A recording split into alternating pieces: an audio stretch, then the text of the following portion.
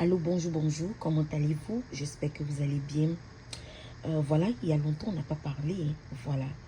Euh, Hier soir, j'ai reçu une lettre de ma boîte postale qui a été écrite par une femme qui me posait la question de savoir comment prendre soin de son mari.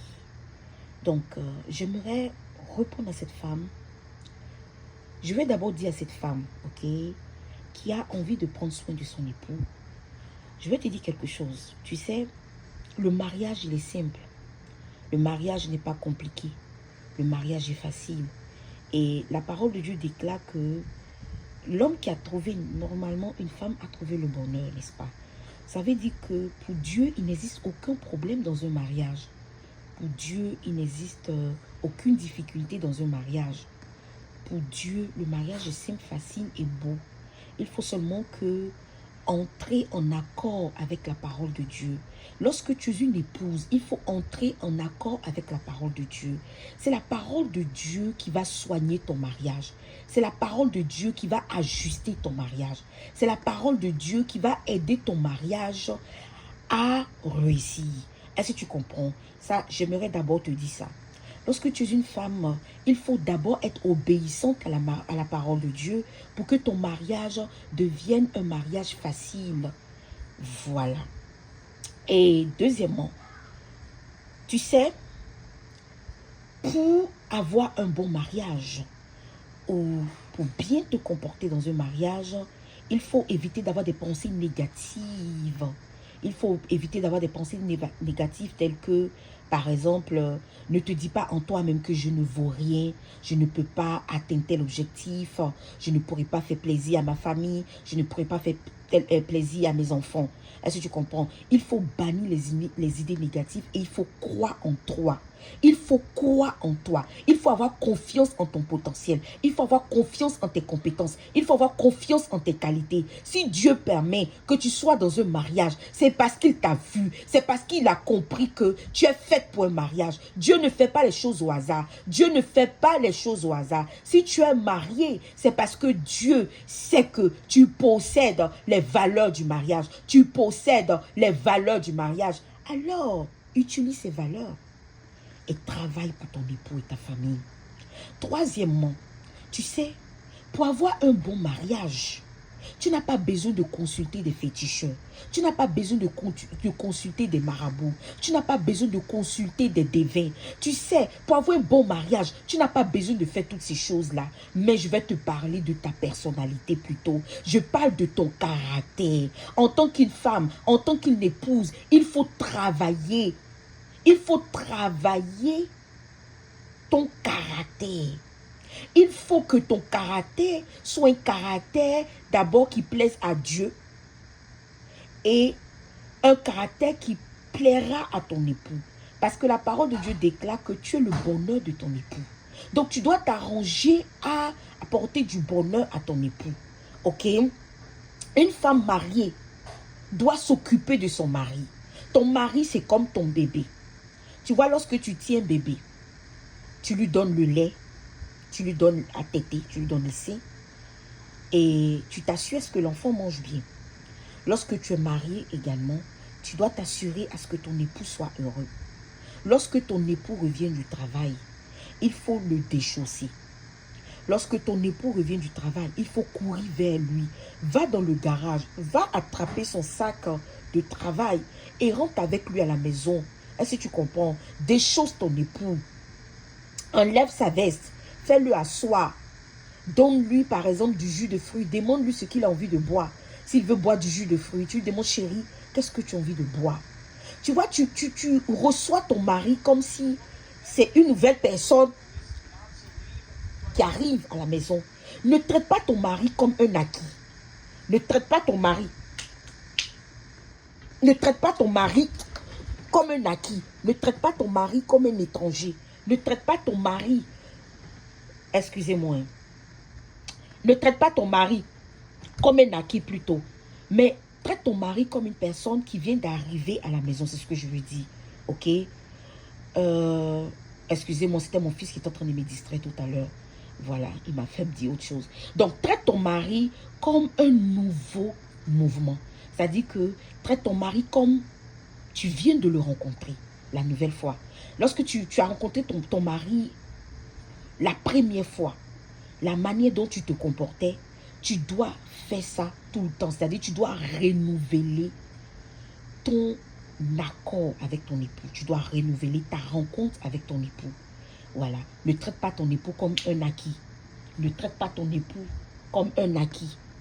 Ne traite pas ton époux comme un acquis. Est-ce que tu comprends?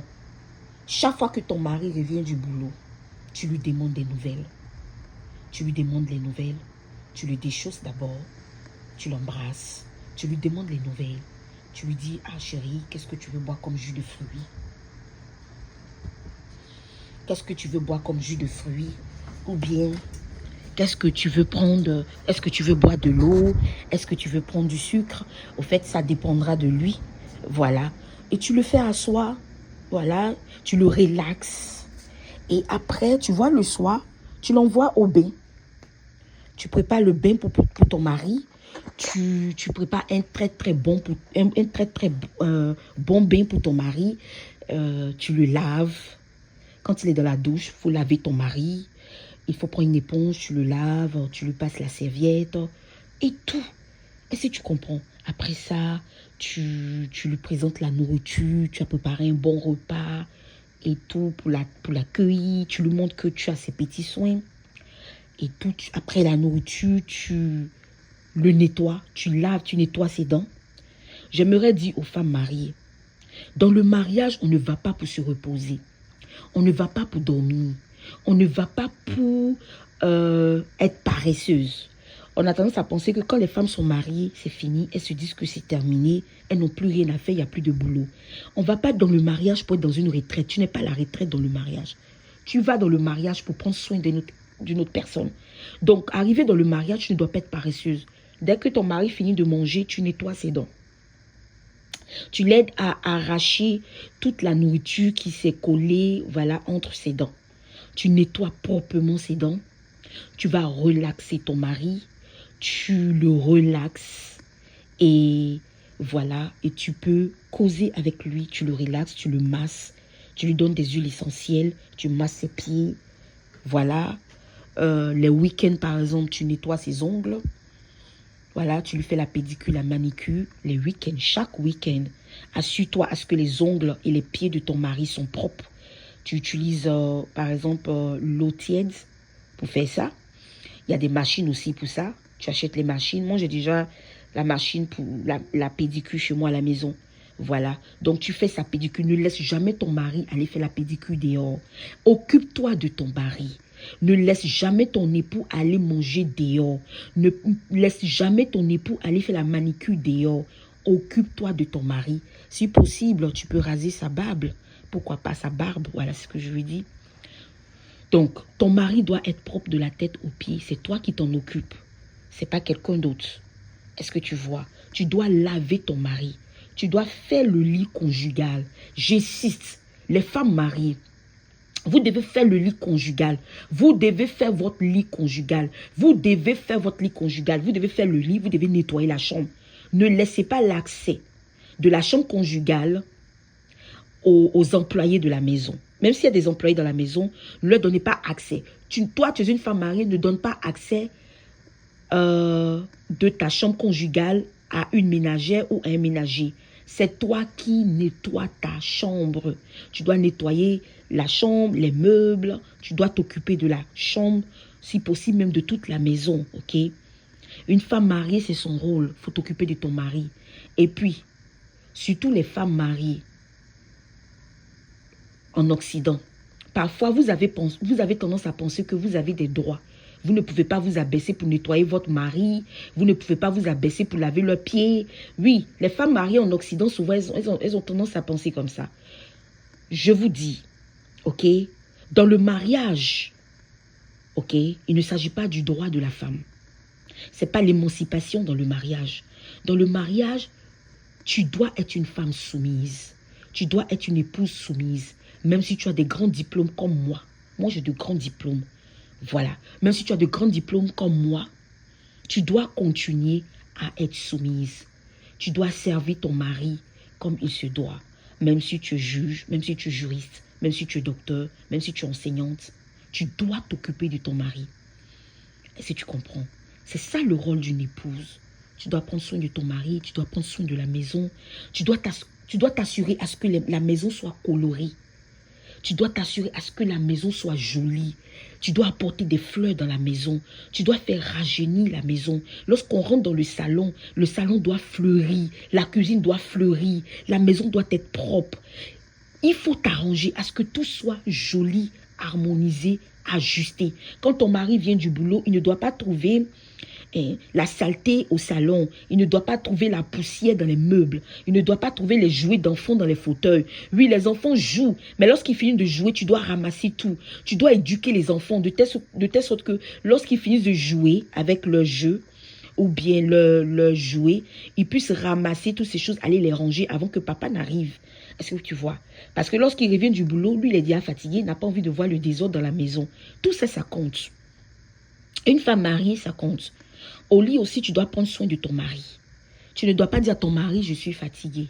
S'il te demande des rapports sexuels, tu dois dire, oui chérie, j'accepte. Est-ce que tu vois? C'est ça le mariage. Le mariage, c'est un engagement. Tu ne rentres pas dans le mariage pour te plaindre. Pour dire, ah oui, mais lui, c'est pas que je suis fatigué. Pourquoi il me demande le sexe? On ne fait pas ça dans le mariage. Dans le mariage, on est soumise. On écoute son mari. On lui donne des conseils. On lui donne de très bons conseils pour l'emmener à réussir. Quand tu causes avec ton mari, tu dois avoir des conversations sérieuses et intelligentes. Ne cause pas avec ton mari pour lui dire, par exemple, chérie, j'ai laissé mes mèches, je dois acheter des mèches de 1 million dans 2 mois. Vraiment, arrête ce genre de conversation avec ton époux. Arrête de lui raconter du n'importe quoi. Par exemple, tu dis à ton mari, chérie, j'ai vu une chaussure là, Ralph Lauren, ça coûte 10 millions. Ça, ce n'est pas des conversations sérieuses. Les conversations sérieuses, ce sont des conversations, par exemple, qui parleront de lui, son travail, comment on peut l'aider, comment tu peux aider ton mari à avoir une promotion au travail. Ça, c'est intéressant. Comment tu peux aider ton mari à pouvoir acheter une maison. Ça, c'est intéressant. Comment tu peux emmener ton mari à pouvoir planifier pour la maison, à pouvoir save de l'argent. Tout ça, ce sont des bons conseils. Mais arrêtez ces histoires de je cause avec mon mari, des choses pas très importantes. Par exemple, chérie, je vais acheter des vêtements qui coûtent 10 millions. Ce n'est pas important. La séduction du mari, c'est dans ton langage, dans ta personnalité. Séduire ton mari, c'est ta personnalité. Séduire ton mari, c'est ton langage, c'est ta manière d'être. Voilà. Donc, je vais m'arrêter là pour aujourd'hui. Je pense qu'on va parler après encore de ce sujet. Merci, gros bisous.